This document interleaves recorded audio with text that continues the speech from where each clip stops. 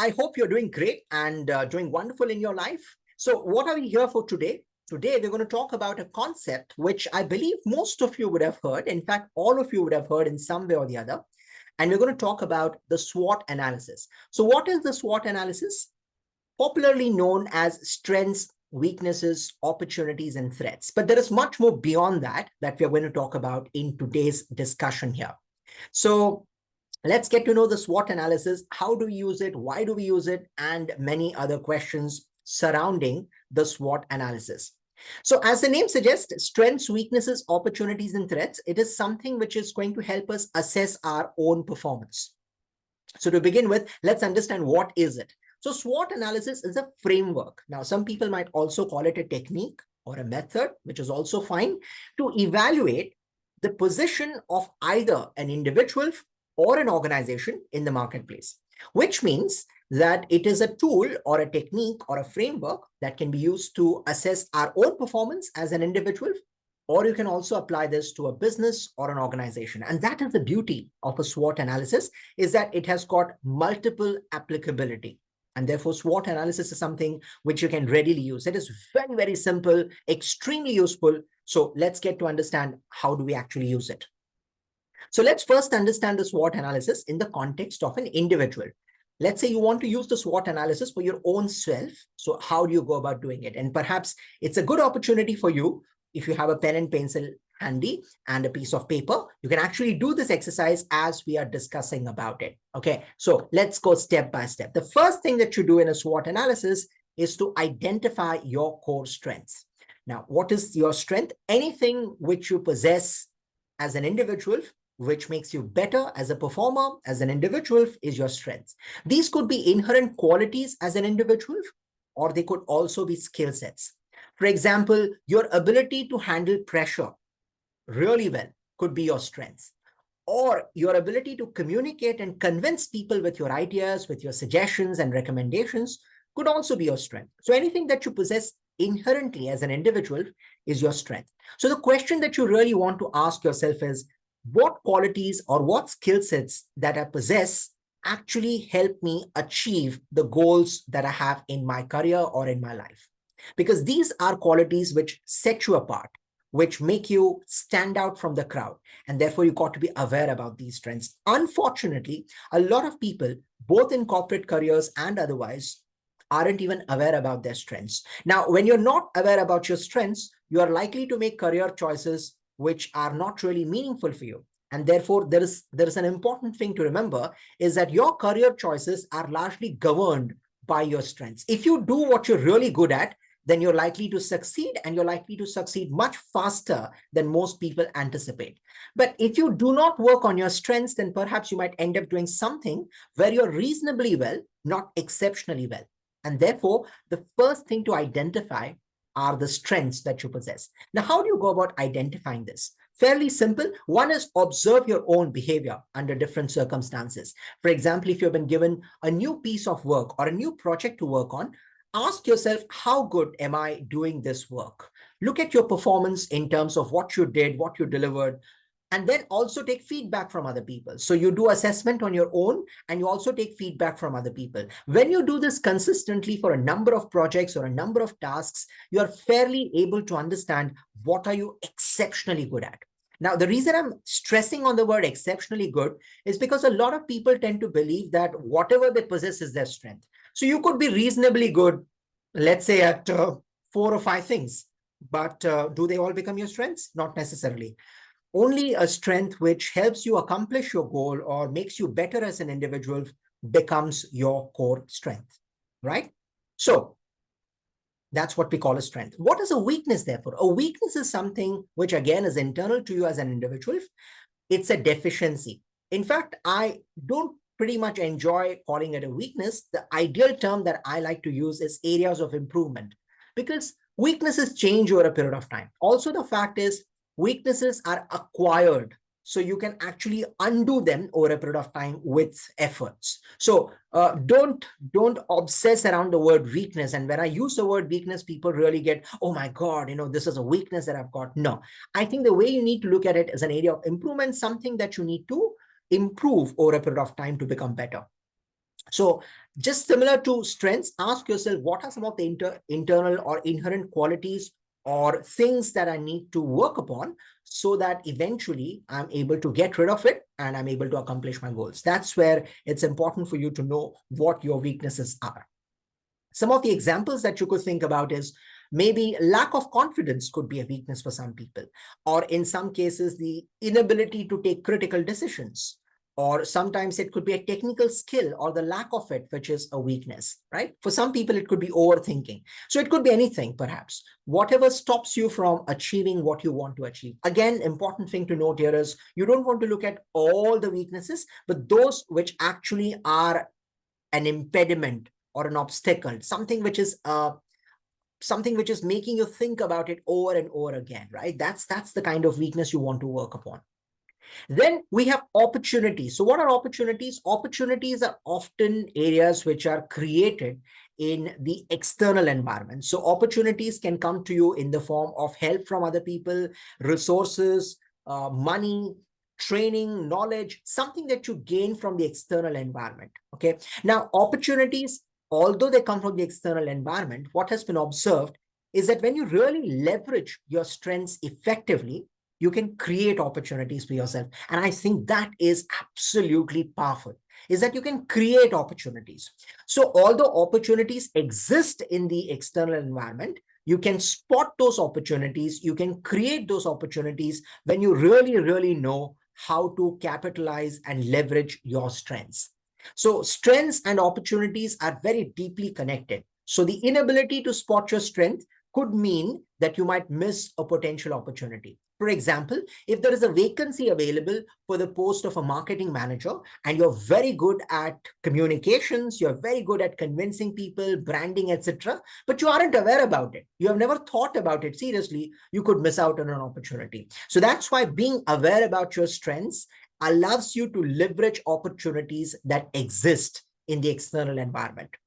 And then comes threat. So threats again exist in the external environment. And just like opportunities are married to strength, you have threats connected with weaknesses, which means that if you're not aware about what your weaknesses are, they are likely to pose a serious threat to you in the future. Sometimes a threat could be in the form of external competition or the lack of sufficient opportunities. That could also be a threat. Sometimes the change in the policies of an organization or the change in external environment. Like, for example, COVID became a threat for everyone, individuals and organizations alike, right? So that could be a threat. So strengths and weaknesses are more internal, whereas opportunities and threats are more external in nature.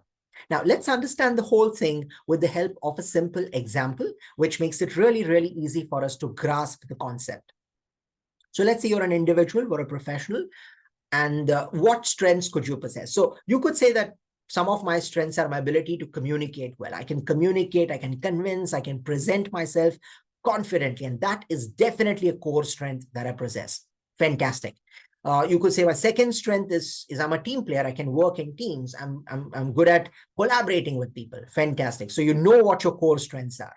Then you look at your weaknesses, or perhaps you might call them areas of improvement. So my technical skills are not really up to the mark. I still need to work on that to become an expert in whatever job that I do. Also, I lack experience. So, that's something which I need to gain. Perhaps I lack experience on a particular software, on a particular project. That is also something which I need to understand and learn. So those are my strengths and weaknesses. Opportunities could be, I could have opportunities in the form of training. So if I, because I'm good at communication, perhaps I could train people. Also, I have a supportive team, which makes it easier for me to perform my job really well. And that could mean that my career can really skyrocket from there, right? So these become my opportunities. Again, you can see there is a connection in some form or the other between your strengths and opportunities. Threats, on the other hand, my weaknesses, because I lack technical skills, it could mean that I'm not good enough to compete with many other people. Also, the fact that in general in the industry, there are limited number of jobs available for this post. So if I don't pull up my socks, somebody else will walk up with the promotion. So things like that become a strength. Also, if the industry by itself is in a negative trend, that could also mean that I need to put in double the efforts to get what I want to get. So For an individual, it's fairly simple. Things that define you, your characteristics, something that make you, help you accomplish your goals are your strengths. Something which stop you from accomplishing your goals could be labeled as weaknesses. Strengths and weaknesses are internal. Opportunities and threats are external.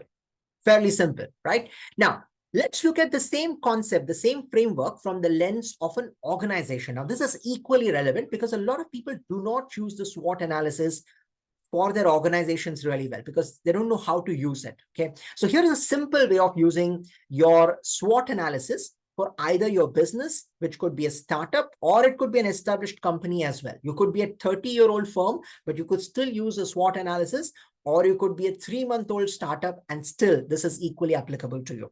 So when we do an organizational SWOT analysis, the same quadrants exist. You still focus on strengths, weaknesses, opportunities, and threats. Now, the questions you need to ask here is slightly different. So rather than asking about skill or individual stuff like that, you ask, what are we really good at? What we do the best, which no other company or no other competition does. So that's the question that you want to ask. Perhaps we are very good at cost management, or we are exceptional in our product quality. We are very innovative as an organization. It could be anything. Right? So these are things which are helpful to your organization. They take your organization to the next level of growth. On the contrary, there are weaknesses which are harmful to your business. So what are the areas where we require to improve or where we need to overcome our weaknesses? Perhaps it could be things like we have labor issues, or for that matter, our business location is not that great. We are far away from this city. Sometimes the weakness could be that the kind of relationships that we have with our suppliers is not that great. So we need to work on that as well. So identify 2 or 3 core weaknesses that you have as a business, and then decide on working on these weaknesses. Then we have opportunities. Opportunities, again, are helpful, but opportunities come from the external environment. So an opportunity could be if the government policy changes, that presents a great opportunity to us because we are in the right line of business. So if the government starts supporting this industry, we could really take off. That could be an opportunity. Similarly, there could be a threat. Again, it could also be a government policy change, which could become a threat, or tax implications could become a threat, or in some cases, we might have serious competition because the profitability in this industry is fairly high. It could attract a lot of competition, and that could pose a serious threat to our business, right? So this is how you look at doing an organizational SWOT analysis. Let's understand the same with an example. So when you do an organizational SWOT, what could be some of your strengths? As I said, it could be your product quality, it could be your business location, it could be your people, it could be your skills. Anything that you possess as an organization could become your strengths. Similarly, your weaknesses could be if your cost is very high, that could become your weakness. Or if you're facing labor problems, that could be a serious weakness to overcome. Opportunities could be, oh, we are in the right industry. If we just continue in this industry for the next 10 years, boom, we are going to grow like anything. Okay, so that's a definite plus point in our favor. That's an opportunity that we need to capture. Similarly, rising demand for our products. We see that we are acquiring new customers every year, and therefore there is a huge demand for the products that we are supplying or the services we are offering, and that's an opportunity that we cannot miss. Similarly, a threat. A threat could be, as I said, competition, a lot of competition in the industry, government policy change, anything could happen, or a COVID might strike again. Things like that are threats in the external environment. So that's what you do with your organizational SWOT. So whether it's an individual SWOT or an organizational SWOT, what it allows you to do, it allows you to understand your strengths and weaknesses properly. Using your strengths, you can leverage opportunities or create opportunities. And by being aware of your weaknesses, you can stop it from becoming a future threat for you. Okay. Now, can you completely control your opportunities and threats? The answer is no, because they come from the external environment. But as I said, you got to be aware of it. And that's why, to begin with, be very, very sure about what your strengths and weaknesses are, and accordingly work on them more. Don't worry too much about the opportunities and threats. They will eventually happen. So how do we implement, how do we apply the SWOT analysis? Now, that's the crux of the discussion, because a lot of times people do the SWOT analysis well, but they really don't know how do we use it. How do we implement the SWOT analysis? So here are 5 simple tips that will ensure that you do the SWOT analysis well and also use it to your advantage. So number 1, First and foremost, spend time understanding yourself if you're doing individual analysis, or your business when you're doing SWOT analysis.